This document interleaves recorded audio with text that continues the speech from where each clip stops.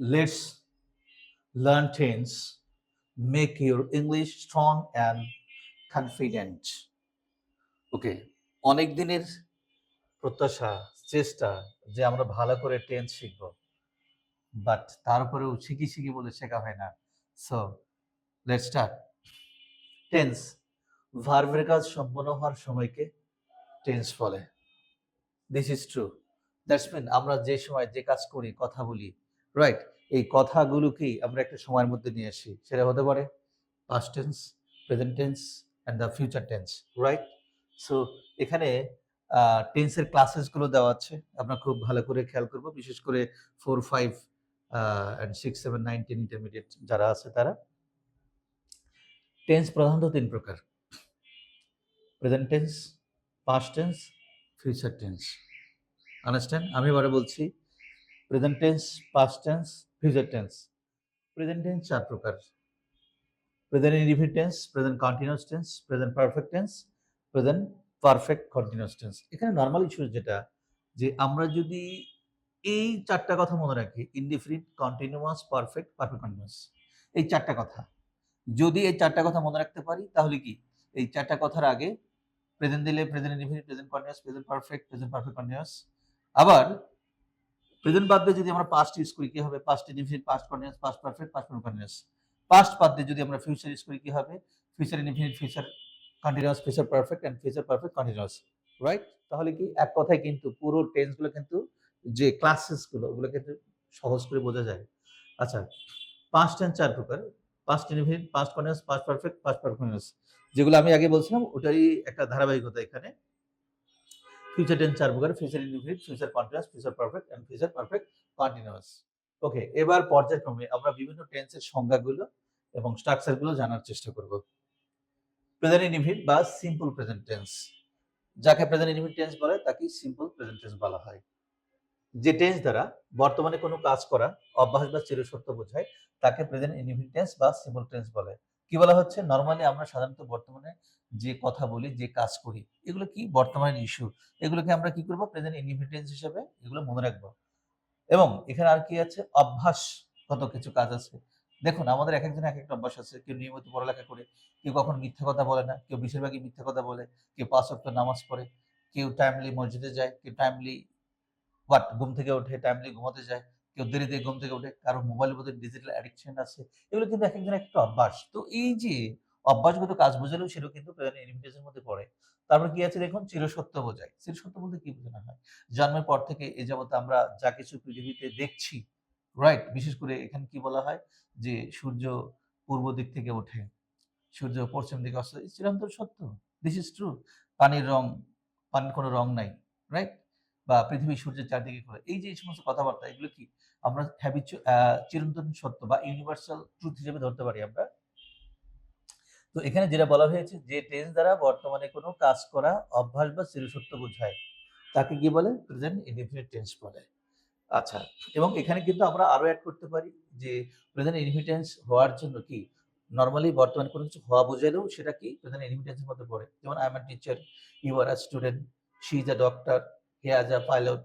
এই যে একটা কিছু হওয়া বোঝাচ্ছে, এরকম বোঝালেও কিন্তু সেটা কি প্রেজেন্ট ইনডিফিনিট টেন্সের মধ্যে পড়বে। আচ্ছা, প্রেজেন্ট ইনডিফিনিট টেন্সের এখানে ইংলিশ এবং বাংলা দুটোরই ডেফিনিশন দেওয়া আছে। দুটো ডেফিনিশনের উদ্দেশ্য হলো, বাংলা মাধ্যমের যারা আছে তারা বাংলা ডেফিনিশন পড়ে বুঝবে, আর যারা ইংলিশ মিডিয়াম বা ইংলিশ ভার্সনে যারা আছে তাদের জন্য কি ইংলিশ ডেফিনিশনটা ভাবে দেওয়া আছে। এখানে কি, the simple present tense describes an action in the present time. Okay, it also describes habitual actions and universal truth. Correct? এই বাংলা কথাটা এখানে ইংলিশে দেওয়া হয়েছে। ওকে, প্রেজেন্ট ইনডিফিনিট টেন্সের এখানে কতগুলো স্ট্রাকচার, শুধু প্রেজেন্ট ইনডিফিনিট টেন্স না, প্রত্যেকটা টেন্সেরই কিন্তু ৬টা করে স্ট্রাকচার। আমরা যেমন প্রথমে কি বললাম? Indefinite, continuous, perfect, perfect continuous, ৪টা কথা কিন্তু। Indefinite, continuous, perfect, perfect continuous, ৪টা কথা না? অনুরূপভাবে আমাদের আরো ৬টা কথা মনে রাখতে হবে। সেটা কি? ৬টা করে স্ট্রাকচার থাকবে প্রত্যেকটা টেন্সেই। এবং সব টেন্সে গিয়ে স্ট্রাকচার মুখস্থ করা ব্যাপারটা এত কঠিন না। আমরা কি করব? টেকনিক্যালি যদি আমরা ৬টা স্ট্রাকচার মুখস্থ রাখতে পারি, ৬টা কথা মনে রাখতে পারি, যেমন affirmative, negative, interrogative, double-S interrogative, negative interrogative and double-S negative interrogative. আবার বলছি, affirmative, negative, interrogative, double-S interrogative, negative interrogative and double start negative interrogative. Anyway এই 6টা স্ট্রাকচার মুখস্থ করবে। এই কথাগুলো স্ট্রাকচার না, এই কথাগুলো। এই কথাগুলো যদি কারো মুখস্থ থাকে তাহলে সমস্ত টেন্সে কিন্তু এইগুলোরই ঘুরে ফিরে কিন্তু কাজ। হয়তো স্ট্রাকচারগুলো একটু ভিন্ন ভিন্ন ভিতরে, বাট নাম কিন্তু একই। Affirmative, negative, interrogative, double start interrogative, negative interrogative আর ডাবল স্টার্ট নেগেটিভ। পারা যাবে না? এক্স্যাক্টলি পারা উচিত, পারতে হবে, মুখস্থ করতে হবে।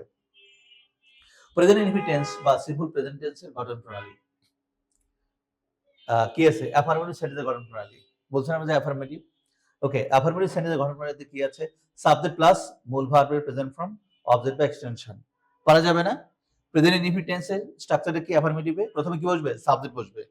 তারপরে কি? মূল ভার্বের প্রেজেন্ট ফর্ম। ভার্বের ফর্ম কয়টা? 3টা। Present form, past form and past verb form. মনে থাকবে, যদি টেন্স আমরা ভালো পারতে চাই তাহলে স্টুডেন্টকে অবশ্যই ফর্মস অফ ভোকাবুলারি বা স্ট্রং ভার্ব, উইক ভার্ব এগুলো জানতে হবে কিন্তু। Got it? কারণ ভার্বের ফর্ম ছাড়া কিন্তু টেন্স পারা বা বোঝাটা কিন্তু টাফ ইস্যু এবং হবে না কিন্তু। আমি আবারও বলছি, অ্যাফার্মেটিভ সেন্টেন্সের গঠন প্রণালী সাবজেক্ট প্লাস মূল ভার্বের প্রেজেন্ট ফর্ম, তারপরে কি? অবজেক্ট বা এক্সটেনশন। এখানে অবজেক্ট কাকে বলে? কোন বাক্যের মূল ভার্বকে কি বা কাকে দ্বারা প্রশ্ন করলে যে উত্তর পাচ্ছে তাকে অবজেক্ট বলে। এখন ভার্বের পরে কোনো অর্থ থাকলে সেটা কিন্তু অবজেক্ট হবে না। এখানে কি? কোন বাক্যের মূল ভার্বকে যদি কি বা কাকে দ্বারা প্রশ্ন করি, হোয়াট বা হুম দ্বারা প্রশ্ন করে মূল ভার্বকে যদি কোনো অ্যান্সার বা ওয়ার্ড পাওয়া যায় তাহলে ওই ওয়ার্ড বা অ্যান্সারটাই কিন্তু অবজেক্ট। এখন ভার্বের পরে কোনো ওয়ার্ড থাকলে সেটা যে অবজেক্ট হবে ব্যাপারটা তা না। যেমন এখানে যদি আমি বলি যে I play in the field, আমি মাঠে খেলি। কি খেলি? What do I play? নাই। Whom do I play? নাই। তাহলে কি? এখানে ইন দ্য ফিল্ড কিন্তু এখানে আমরা অবজেক্ট ওভাবে ধরতে পারি না। কারেক্ট? এর একটা অ্যাডভার্ব হতে পারে, নাউন হতে পারে, তাই না? একটা প্লেস বোঝাচ্ছে। এটা মনে রাখবে। ওকে, সো তাহলে কি? ভার্বের পরে যা থাকবে সেটাকে আমরা কি বলবো? এক্সটেনশন। Got it? আমরা যদি দুটাই যদি এখানে লিখে থাকি যে অবজেক্ট বা এক্সটেনশন, আমার মনে হয় সেটাই শ্রেয় হয়। কারণ অনেকে বলবে যে subject plus verb plus object, এটা ভুল হতে পারে কারণ সেখানে অবজেক্ট নাও থাকতে পারে। বাট আমরা যদি বলি যে সাবজেক্ট প্লাস মূল ভার্বের প্রেজেন্ট ফর্ম, অবজেক্ট বা এক্সটেনশন, অর্থাৎ ভার্বের পরে কি আছে? যদি অবজেক্ট থাকে তাহলে সেটা অবজেক্ট, আর ভার্বের পরে যদি অবজেক্ট না থাকে অন্য কিছু থাকে তাহলে সেটাকে আমরা কি বলি? এক্সটেনশন। এক্সটেনশন মানে কি? বাকি অংশ। Got it? I think you have understood. আচ্ছা, এখানে কিছু আমরা প্রেজেন্ট ইনডিপেন্ডেন্স এর এক্সাম্পল দিয়েছি। হ্যাঁ, অ্যাফার্মেটিভ এক্সাম্পল। আই প্লে বল, আমি ফুটবল খেলি। তার মানে কি? সাধারণত বর্তমানে কোনো কাজ করা বোঝায়। ওকে, শি লাইকস ভেজিটেবলস, সে সবজি পছন্দ করে, তাই না? নরমাল কথা কিন্তু। Okay, he is an honest man, সে একজন সৎ মানুষ। এই যে হওয়া বোঝায় সেটা বলছিলাম। ওকে, এরকম বোঝালে সেটা কি? প্রেজেন্ট ইনডিপেন্ডেন্স হয় কিন্তু। নাসিম রিডস আ বুক, নাসিম একটি বই পড়ে। নরমাল কিন্তু এটা কথা। আবার একটা জিনিস মনে রাখতে হবে যে বর্তমানে কোনো কিছু আছে বা থাকা বোঝালে সেটাও কিন্তু প্রেজেন্ট ইনডিপেন্ডেন্স এর মধ্যেই পড়ে কিন্তু। যেমন I have a mobile, I have a car, তাই না? She has a dog, okay? She has a cat, you have a what? Horse. তো এই যে বর্তমানে কোনো কিছু থাকা বোঝায়, এরকম বুঝলেও কিন্তু এখানে কি? প্রেজেন্ট ইনডিপেন্ডেন্স হবে। মনে রাখতে হবে যখন have has কি? পারফেক্ট টেন্স এ ব্যবহার হয় নাই। have has এখানে ভার্ব হিসেবে ব্যবহৃত হয়েছে। কোনো কিছু আছে বা থাকা হিসেবে বোঝাচ্ছে। তখন ওই আছে বা থাকা বুঝালে আমরা উক্ত বাক্যটাকেও কিন্তু কি? প্রেজেন্ট ইনডিপেন্ডেন্স এর মধ্যে নিয়ে আসবো। একটা জিনিস মনে রাখবে যে একটা সেন্টেন্স আছে। এখন ওই সেন্টেন্সটা দ্যাটস মিন একটা লাইন, সেটা কোন একটা সেন্টেন্স না হয় কোন একটা টেন্স। মানে দুটোই কিনতে হবে। একটা লাইন মানে একটা টেন্স এবং একটা সেন্টেন্সের মধ্যে পড়ে। তাহলে আমরা যদি গ্রামারে ভালো করতে চাই, অফকোর্স তোমাকে টেন্স ভালো বুঝতে হবে। এখানে আরো উদাহরণ দেওয়া আছে। they go to school, তারা স্কুলে যায়। নরমাল কথা, বর্তমানের কাজ, present independence. Rahim goes to school, রাহিম স্কুলে যায়। এটাও নরমাল কথা। ওকে, বার্ডস এখানে ভুল আছে। Birds fly in the sky, S হবে না এখানে। হ্যাঁ, শুধু বার্ড হতো তাহলে কি? হতেজ দেওয়া যেত, তাহলে দা বার্ড হতে পারতো। বাট এখানে একটা ভুল আছে, সেটা কি? Birds fly in the sky, এসটা আমরা না দিই এখানে। ওকে, পাখির আকাশে ওড়ে। হ্যাঁ, বাংলায় ঠিক আছে কিন্তু। ওকে, তাহলে ভার্বের সাথে এখানে এস হবে না। Rafi swims in the pond, Rafi পুকুরে সাঁতার কাটে। এই সবগুলো কিন্তু নরমালি বর্তমানের কাজ। তাহলে এটা কি প্রেজেন্ট ইনডিপেন্ডেন্স এর মধ্যে পড়ে? আচ্ছা, নোট, সাবজেক্ট যদি থার্ড পারসন সিঙ্গুলার নাম্বার হয় তাহলে কি? ভার্বের শেষে এস বাই এস যোগ হয়। ক্লিয়ার? এখন সাবজেক্ট কিন্তু ধরতে হবে এবং আমি মনে করি যেটা টেন্স পড়ার আগে বা রাইট এজ এ ভার্ব পড়ার আগে অবশ্যই সাবজেক্ট ভার্ব এগ্রিমেন্টের যে রুলস গুলো আছে সেটা জানতে হবে। এখন সাবজেক্টের এরিয়া গুলো কি কি? এটা অবশ্যই আমরা মনে রাখবো। সাবজেক্ট ভালো জানতে চাইলে আমরা singular, plural number, number change এটা শিখবো। তারপরে পার্সনের যে ব্যবহারগুলো আছে সেটা শিখবো। কারণ ওখানে first person, second person, third person, singular, plural এগুলো আছে। অফকোর্স বিস্তারিত পড়তে হবে, কিন্তু ইউ শুড বি বুকিশ, পড়ুয়া হতে হবে। Okay, note subject third person singular number হলে ভার্বের শেষে এস বা যুক্ত হয়। That's mean I we you they, I we you they and plural সারা, প্লুরাল সাবজেক্ট সারা আমরা দুই চোখে যা কিছু দেখি সবই কিন্তু থার্ড পারসন। ওকে, এবং এগুলো একটা একটা করে বুঝাইলে রহিম করিম কোন ব্যক্তি বস্তু স্থান বিষয় এবং এখানে প্রোনাউন হি সি ইট এগুলো বুঝালে সেটা কি হবে থার্ড পারসন সিঙ্গুলার নাম্বার। হয়তো পরবর্তী চ্যাপ্টারে আরো বেশি ভালো করে দেওয়া আছে। তাহলে কি সাবজেক্ট যদি থার্ড পারসন সিঙ্গুলার নাম্বার হয় তাহলে কি ভার্বের শেষে এস বা ইএস যোগ হয়। যে সকল ভার্বের শেষে S S S C C চ এক্স এবং ও থাকে তাহলে তাদের শেষে আমরা কি যুক্ত করব, ইএস যুক্ত করব। এছাড়া সাবজেক্ট থার্ড পারসন সিঙ্গুলার হলে আমরা ভার্বের শেষে কি শুধু এস যুক্ত করব। আচ্ছা, কোন বাক্যের মূল ভার্বকে কে কি বা কারা দ্বারা প্রশ্ন করলে যে উত্তর পাওয়া যায় তাকে কি বলে, সাবজেক্ট বলে। ওকে ফাইন, যেহেতু সাবজেক্ট থার্ড পারসন সিঙ্গুলার হলে মূল ভার্বের সাথে মূল ভার্বের অনুসারে এস যুক্ত হয় তাহলে কি সাবজেক্ট কি বিষয়টা কিন্তু ক্লিয়ার হতে হবে। ওকে, এখানে কি বলা হয়েছে first person and second person, I we and you সারা সবই কি third person. Very good technique. First person এবং সেকেন্ড পারসন ব্র্যাকেটে কি আছে আই উই এন্ড ইউ এগুলো সারা সবই কি third person. Okay, third person singular number subject গুলো হলো আমরা দুই চোখে যা কিছু দেখি এই পৃথিবীতে তার একটু একটু করে বোঝালে এবং ইহাদের প্রোনাউন হিসি ইট এই সবই কি থার্ড পারসন সিঙ্গুলার নাম্বারের মধ্যে পড়ে। আবারও বলি এটা কিন্তু অনেকেরই কিন্তু ভুল হয় যে থার্ড পারসন সিঙ্গুলার সাবজেক্ট ধরতে পারো না, কারণ যদি subject third person singular number হয় তাহলে কি প্রেজেন্ট ইনফিনিটেন্সে ভার্বের সাথে যুক্ত হবে, আবার প্রেজেন্ট ইনফিনিটেন্সের নেগেটিভ বা ইন্টারভিউ করতে চাইলে এখানে ডাজ ব্যবহার করা হবে। So important issue. তারপরে কন্টিনিউয়াস টেন্সে গেলে পরে ইজ হবে, পারফেক্ট টেন্সে গেলে হ্যাজ হবে। ওকে, তারপরে পাস্ট ইনডিফিনিট বা পাস্ট কন্টিনিউয়াস টেন্সে গেলে এখানে যে ওয়াজ ওয়্যার এর যে ব্যবহারটা আছে, যদিও আই থাকলে ওয়াজ হয় but third person singular subject হলেও কিন্তু ওয়াজ হয়। তাহলে কি third person singular number subject চেনা বা ধরা এটা খুবই জরুরি। তাহলে আমরা নেক্সট পেজে আমরা থার্ড পারসন সিঙ্গুলার নাম্বার একটু বেশি জানবো। আচ্ছা, third person singular number subject গুলো কি কি হতে পারে। ওকে, ও আরেকটা বিষয় মনে রাখতে হবে যে সাবজেক্টের এরিয়া সমূহ কি কি। আচ্ছা, কোন বাক্যের মূল ভার্বকে কে কি বা কারা দ্বারা প্রশ্ন করলে যে উত্তর পাওয়া যায় তাকে সাবজেক্ট বলে। ইটস ওকে, এর বাইরেও কিন্তু আরো সাবজেক্ট আছে, সেটা কি ইনফিনিটিভ, জেরান্ট, ফ্রেজ ক্লাস এগুলো কিন্তু সাবজেক্ট, হয়তো বিস্তারিত আসবে, ধৈর্য সহকারে ক্লাস করতে হবে। ওকে, থার্ড পারসন সিঙ্গুলার নাম্বার সাবজেক্টগুলোর কিছুটা উদাহরণ দেওয়া হয়েছে এখানে। কোনো কান্ট্রির নাম হতে পারে বাংলাদেশ, ইন্ডিয়া, পাকিস্তান। কোনো ব্যক্তির নাম পার্সনস নেম হতে পারে নাবিল, নাবিলা, রাজু, রিয়া। থিংস নেম বিষয়বস্তু হতে পারে mobile, pen, book, bat, doll হতে পারে। অ্যানিমালস নেম হতে পারে dog, fox, cow, goat, ass হতে পারে। বার্ডস নেম হতে পারে প্যারট, পিজন, ক্রাউ, কুকু হতে পারে। স্পোর্টস নেম হতে পারে ক্রিকেট, ফুটবল। ফুডস নেম হতে পারে পিজা, বার্গার। ফ্রুটস নেম হতে পারে ম্যাঙ্গো, ব্যানানা। ওকে, আরো এক্সাম্পল, সাবজেক্ট নেম হতে পারে বাংলা, ইংলিশ, ম্যাথ সাবজেক্ট হতে পারে। ওয়ার্কস নেম হতে পারে টিচিং, ডান্সিং, সিঙ্গিং হতে পারে। অকুপেশনস নেম হতে পারে ডক্টর, টিচার, ব্যাংকার এগুলো কিন্তু পেশা। ওকে, রিভার্স নেম হতে পারে পদ্মা, মেঘনা, যমুনা। রিলিজিয়াস বুকস নেম হতে পারে Quran, Gita, Bible. Okay, language names হতে পারে Bengal, English and Hindi. Abstract noun হতে পারে subject honesty, cruelty, right, abstract noun, right. আচ্ছা, ইহা ছাড়া gerund, infinitive, phrase and clause can be third person singular number. Okay, দেখি এই জিরান, ফ্রেজ, ক্লজ সম্বন্ধে বিস্তারিত আরো আছে কিনা। ওকে, গুড, দেওয়া আছে কিন্তু। জিরান যখন ভার্বের সাথে আইনজি যুক্ত একই সাথে ভার্ব এবং নাউনের মতো কাজ করে তাকে কি বলে, জিরান বলে। যখন কি ভার্বের সাথে আইনজি যুক্ত হয়ে একই সাথে ভার্ব এবং নাউনের মতো কাজ করে তাকে কি বলে, জিরান বলে। যেমন eating food is important for health, খাবার খাওয়া খুবই গুরুত্বপূর্ণ। কি খাওয়া গুরুত্বপূর্ণ, কি কি ঋতু দেয় কি সাধারণত নাউন দিয়ে থাকে কিন্তু, আর নাউন তো একটা বাক্যের সাবজেক্ট হতেই পারে। So eating food is important for health, এখানে ইট মানে খাওয়া, ভার্ব, এই ভার্বের সাথে আইনজি যুক্ত হয়ে এখানে কি কি ঋতু দিচ্ছে, নাউনের মতো কাজ করছে এবং এটা কি সাবজেক্টের মতো কাজ করছে। ওকে, সো এখানে আমরা বলতে পারি যে ইটিং এটা কি জিরান এবং এই বাক্যে এটা একটা সাবজেক্ট। তাহলে কি সাবজেক্ট চিনতে চাইলে আমাদের জিরান ভালো পারতে হবে।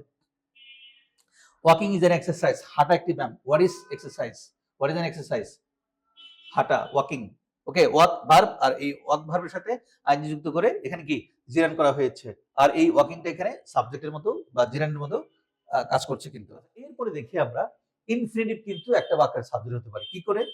আমরা সংজ্ঞাটা বলছি, টু যুক্ত সকল ভার্বকে ইনফিনিটিভ বলে, রাইট। যেমন এখানে to walk is good for health, হাঁটা কি শরীরের জন্য ভালো, স্বাস্থ্যের জন্য ভালো। What is good for health, to walk. To plus মূল ভার্ব প্রেজেন্ট ফর্মকে ইনফিনিটিভ বলা হয়, মনে রাখতে হবে কিন্তু। সো এই যে টু ওয়াক এখানে ইনফিনিটিভ এবং ইনফিনিটিভ এখানে কি সাবজেক্ট। ওকে, যদি আমরা সাবজেক্টের এরিয়াগুলো ভালো বুঝি তাহলে এই যে থার্ড পারসন সিঙ্গুলার সাবজেক্টগুলো যা হয় তাহলে কি আমাদের ভার্বের কারেকশন হবে, রাইট? ইউজের ভার্বগুলো কারেক্ট হবে। Okay, to get a medical degree is her goal, মানে মেডিকেলের একটা ডিগ্রি অর্জন করা তার কি গোল বা লক্ষ্য, টার্গেট ইত্যাদি। হোয়াট ইজ হার গোল? কি টু গেট কি আ মেডিকেল ডিগ্রি, রাইট? এই পুরো অংশটাই কিন্তু একটা সাবজেক্ট। সো টু গেট এটা একটা ইনফিনিটিভ এবং এটা এখানে একটা সাবজেক্ট। ফ্রেজ, ফ্রেজ কিন্তু একটা বাক্যের মধ্যে সাবজেক্ট হতে পারে। আমি ডিটেইলস নিয়ে কথা বলছি কিন্তু। Phrase is a group of words, it doesn't have any subject in the final verb but it works in a sentence as a single person speech.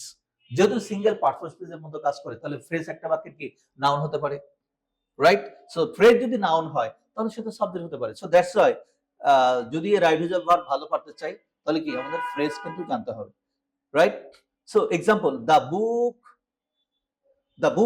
Of mine, এখানে একটা অফ হবে। The book of mine has fallen down, আমার বইটা পড়ে গেছে। What has fallen down? The book of mine, right? এখানে দেখি the book of mine, এখানে 1 2 3 4টা ওয়ার্ড আছে কিন্তু দ্য বুক অফ মাইন, আমার বইটা। হোয়াট হ্যাজ ফলেন ডাউন, কি পড়ে গেছে? দ্য বুক অফ মাইন, 4টা ওয়ার্ড। বাট এখানে দেখুন কোনো ফাইনাইট ভার্ব নাই। এখন যদি ভার্ব না থাকে তাহলে তো সেটা তো কোনো বাক্যের মধ্যে পড়বে না। যদি এখানে অনেকগুলো ওয়ার্ড দেওয়া আছে, রাইট? বাট এখানে কোনো ভার্ব নেই। So this is not a কোনো সেন্টেন্স। সো এটা কি ফ্রেজ, কারণ ফ্রেজ হলো শব্দগুচ্ছ, কয়েকটা ওয়ার্ডের অংশবিশেষ। ওকে, এরপরে শিখি ক্লজ। ক্লজ কিন্তু একটা বাক্যের কিন্তু সাবজেক্ট হতে পারে। Okay, clause is a group of words and it has a subject and a final verb. It works in a sentence as a single person speech. Okay, এখন ফ্রেজ গ্রুপ অফ ওয়ার্ডস ছিল, ক্লজও কিন্তু group of words, but ফ্রেজের মধ্যে কি এখানে subject and final verb নেই, but ক্লজের মধ্যে সাবজেক্ট আছে, ফাইনাল ভার্ব আছে, and it works in a sentence also as a single person speech এবং big part of a sentence. Okay, এবং যেখানে একটা সাবজেক্ট এবং একটা ফাইনাল ভার্ব থাকবে, অর্থাৎ যে সকল বাক্যের অংশে একটা সাবজেক্ট এবং একটা ফাইনাল ভার্ব থাকবে এবং এটা একটা বড় একটা বাক্যের অংশ হিসেবে কাজ করবে, পার্ট হিসেবে কাজ করবে, তাকে আমরা কি বলবো? ক্লজ। এবং দেখুন ক্লজ কিন্তু একটা বাক্যের মধ্যে সাবজেক্টের মধ্যেই কাজ করে। যেমন daddy stole my pen is not my wall, সে যখন কলমটা নিয়েছিল তার সবারই জানা। What is not my wall? Daddy stole my pen, সে যখন কলমটা নিয়েছিল, কারেক্ট? বা এখানে আমার পজিটিভ বডি। সো এই যে that he stole my pen, এটা কি একটা বাক্য কিন্তু, যদি আমরা দ্যাটটা বাদ দিই হি স্টোল মাই পেন, সে আমার কলমটা নিয়েছিল, বাট এই বাক্যে দ্যাটটা ইউজ করার কারণে কি হি স্টোল মাই পেন এটার স্বাধীনতা হারিয়ে ফেলেছে। ওকে, এবং এটা একটা কি নাউন ক্লজের মতো কাজ করছে এখানে। সো ক্লজ যেহেতু এখানে নাউন হয়েছে এবং এখানে বাক্যের শুরুতে বসছে, সো এবং কি উত্তর দিচ্ছে সেটা কিন্তু একটা কি সাবজেক্টের মধ্যে পড়ে। সো সাবজেক্ট যদি ক্লজ হয় তাহলে কিন্তু কি ভার্ব কিন্তু সিঙ্গুলার হবে, রাইট? সো সেক্ষেত্রে আমাদের সাবজেক্ট ভালো করে জানতে চাইলে আমাদের কি ফ্রেজ, ক্লাস, ইনফিনিটিভ, জিরান এগুলো ভালো জানতে হবে।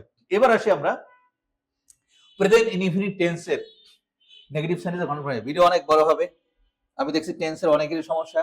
ওকে, সেই 3 4 5 6 7 9 10 ইন্টার আমি অনেকেই দেখছি টেন্স ভালো পারে না বলেই তার ন্যারেশন কারেক্ট হচ্ছে না, রাইট ইউজ ভার্ব কারেক্ট হচ্ছে না, ট্রান্সফরমেশন সেন্টেন্স কারেক্ট হচ্ছে না, ভয়েস সেন্স কারেক্ট হচ্ছে না এবং তার ফ্রি হ্যান্ড রাইটিং ভালো হয় না। তাহলে কি টেন্সটাকে আরো বিস্তারিত ভালোভাবে জানতে হবে। ওকে, প্রেজেন্ট ইনডিফিনিট টেন্সের নেগেটিভ সেন্টেন্সে গঠন করলে সাবজেক্ট প্লাস ডু নট বা ডাজ নট প্লাস মূল ভার্ব প্রেজেন্ট ফর্ম অবজেক্ট বা এক্সটেনশন। এখন ডু নট কখন আর ডাজ নট কখন মনে রাখতে হবে। এতক্ষণ যে সাবজেক্ট পড়ালাম এটা যদি কেউ ক্লিয়ার হয় তাহলে ডু নট ডাজ নট এর ব্যবহার করলে কিন্তু সোজা হয়ে যাবে। যদি সাবজেক্ট ফার্স্ট পারসন এবং সেকেন্ড পারসন এবং থার্ড পারসন প্লুরাল হয় তাহলে সেই ক্ষেত্রে আমরা ডু নট ব্যবহার করব। আর যদি থার্ড পারসন সিঙ্গুলার হয় তাহলে আমরা কি ডাজ নট ব্যবহার করব। আর বাক্যে ডাজ ব্যবহার করলে পুনরায় ভার্বের সাথে আমরা এইচবি যুক্ত করব না। ওকে, আমি আবার বলি নেগেটিভ সেন্টেন্সে গঠন প্রণালী সাবজেক্ট প্লাস ডু নট বা ডাজ নট প্লাস মূল ভার্ব প্রেজেন্ট ফর্ম অবজেক্ট বা এক্সটেনশন। প্রেজেন্ট ইনডিফিনিট টেন্সের নেগেটিভ বাক্যের কিছু উদাহরণ এখানে দেওয়া আছে। ওকে, যেমন আই ডোন্ট প্লে ফুটবল, আমি ফুটবল খেলি না। She does not like vegetable, সে সবজি পছন্দ করে না। He is an honest man, সে একজন সৎ মানুষ না, নেগেটিভ কথা। Okay, Dhaka does not stand on the Gomti, Dhaka Gomti নদীর তীরে অবস্থিত নয়। আমরা ইজ নট দিতে পারতাম এখানে। Okay, we do not dishonour the elder, আমরা বড়দেরকে অসম্মান করি না। এনায়েত ইজ নট আ নটি বয়, এনায়েত একটি অভদ্র ছেলে নয়। ওকে, নোট বাক্যে ডাজ ভার্ব করলে মূল ভার্বের সাথে এসবি যুক্ত করা যাবে না। ওকে, প্রেজেন্ট ইনডিফিনিট টেন্সের ইন্টারোগেটিভ সেন্টেন্স গঠন প্রণালী। ওকে, প্রত্যেকটা বাক্যেই কিন্তু 4 ধরনের ইন্টারোগেটিভ বাক্য হয়। Okay, normal interrogative, double sub interrogative, negative interrogative and what double sub negative interrogative. যদি এগুলো আমরা মনে রাখতে পারি তাহলে কিন্তু কি ইংলিশ স্পোকেনটা সহজ হবে, ডবল কোশ্চেন মেকিংটা সহজ হবে। ওকে, সো এখানে কি ইন্টারোগেটিভ সেন্টেন্সের গঠন প্রণালী দেওয়া আছে।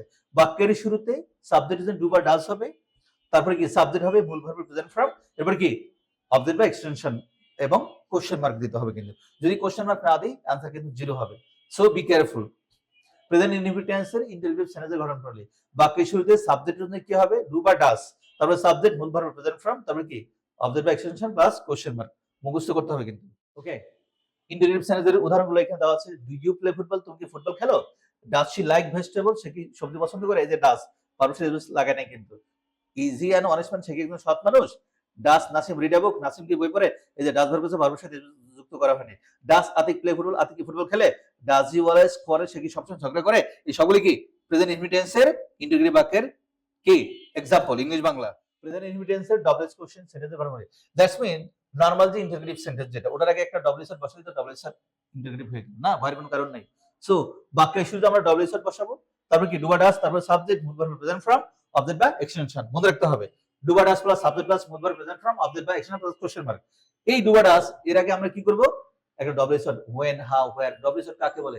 যে সকল ওয়ার্ডে ডব্লিউ বা এইচ এই অক্ষরগুলো থাকে এবং কোশ্চেন তৈরি করতে ব্যবহৃত হয় বা লিঙ্কের ক্যারেক্টার হিসেবে ব্যবহৃত হয়, তাকে কিন্তু ডবল শট বলা হয়। আচ্ছা, বিশেষ করে যারা 4-5 স্টুডেন্ট তাদের কিন্তু ডবল কোশ্চেন মেকিং আছে 10 মার্ক কিন্তু। তারা অবশ্যই মনোযোগ সহকারে এগুলো দেখবে কিন্তু। এবং যারা ইংলিশ স্পোকেন ভালো করতে চান তাদের জন্য কিন্তু এগুলা। প্রেজেন্ট ইনডিফিনিট টেন্সের আরো কিছু ওয়ার্ড ডবল শট ইন্টারোগেটিভ কিছু গঠন প্রণালী। Which book does Nasim read? Nasim when do they go to school? তারা কখন স্কুলে? কোশ্চেন করা হচ্ছে। এরপর আমরা কি নেগেটিভ ইন্টারোগেটিভ করব। প্রেজেন্ট ইনডিফিনিট টেন্সের নেগেটিভ ইন্টারোগেটিভ সেন্টেন্সের গঠন প্রণালী। বাক্যের শুরুতে কি করব না? Don't by doesn't plus subject plus মূল ভার্ব প্রেজেন্ট ফর্ম অবজেক্ট বা এক্সটেনশন প্লাস কোশ্চেন মার্ক, এগুলো মুখস্থ করব। Okay, so don't by doesn't plus subject plus মূল ভার্ব প্রেজেন্ট ফর্ম অবজেক্ট বা এক্সটেনশন মুখস্থ করতে হবে, তাহলে ভালো করা যাবে। Example, doesn't she like vegetable? সে কি সবজি পছন্দ করে না? Isn't he an honest man? সে কি একজন সৎ মানুষ না? Doesn't Nasim read a book? Nasim কি একটি বই পড়ে না? ডাজ নট কি সাবরিনা রিড পলিটিক্যাল সায়েন্স?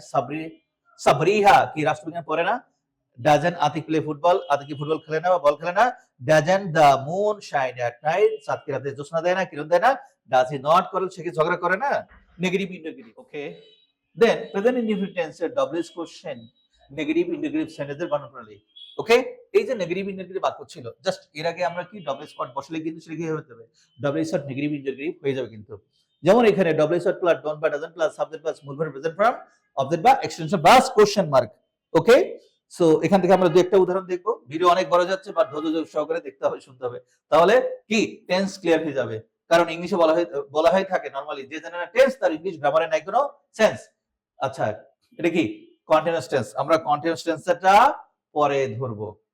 ওকে, সো আমি একটু রিভিউ দিয়ে দিই যে প্রেজেন্ট ইনডিফিনিট টেন্স কাকে বলে? যে টেন্সের বর্তমান কাজ করব, যে কোনো কিছু হওয়া বোঝায়, কোনো কিছু থাকা বোঝায়, অপরাজগত কাজ চিরন্তন সত্য এরকম বোঝালে সেটা আমরা কি করব? প্রেজেন্ট ইনডিফিনিট টেন্সে নিয়োগ করব। প্রেজেন্ট ইনডিফিনিট টেন্সের অ্যাফার্মেটিভ বাক্যের গঠন প্রথমে সাবজেক্ট বসায় মূল ভার্বের প্রেজেন্ট ফর্ম অবজেক্ট বা এক্সটেনশন। নোট, সাবজেক্ট যদি থার্ড পারসন সিঙ্গুলার হয় তাহলে কি মূল ভার্বের প্রেজেন্ট ফর্মের সাথে এইচ বাই এইচ যুক্ত করতে হবে। ক্লিয়ার? নেগেটিভ বাক্যের গঠন সাবজেক্ট প্লাস ডু নট বা ডাজ নট প্লাস মূল ভার্বের প্রেজেন্ট ফর্ম অবজেক্ট বা এক্সটেনশন। বাক্যে সাবজেক্ট থার্ড পারসন সিঙ্গুলার হলে ডাজ ভার্ব করবে, ডাজ ভার্ব করলে ভার্বের সাথে পুনরায় এইচ বাই যুক্ত করা যাবে না। ইন্টারোগেটিভ বাক্যের গঠন ডু বা ডাজ প্লাস সাবজেক্ট প্লাস মূল ভার্ব প্রেজেন্ট ফর্ম অবজেক্ট বা extension plus question mark. Got ইট?